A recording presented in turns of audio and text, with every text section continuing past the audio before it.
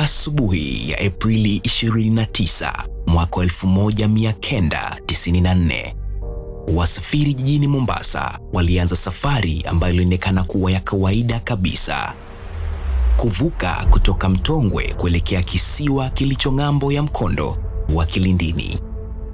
Hata hivyo, kivuko hicho kilikuwa kimejaa kupita kiasi, kikiwa na zaidi ya abiria 400 licha ya uwezo wake wa kuwa mdogo zaidi.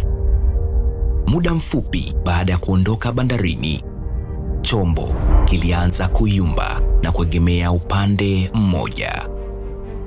Hofu ilitanda ghafla, abiria wakikimbilia upande mmoja wakijaribu kusawazisha. Ndani ya sekunde chache, kivuko kilipinduka karibu kabisa na ufukwe na kuwatega mamia ya watu ndani ya maji. Kilichofuata kilikuwa juhudi za dharura za uokoaji. Baadhi ya abiria waliweza kuogelea hadi salama au kushikilia mabaki ya chombo, lakini wengi hawakuweza kutoka kwenye sehemu zilizozama. Mwisho wa tukio hilo la kusikitisha, watu 272 walipoteza maisha yao. Hili likiwa ni historia ya kipekee na kubwa zaidi iliyowahi kutokea katika bahari ya Afrika Mashariki.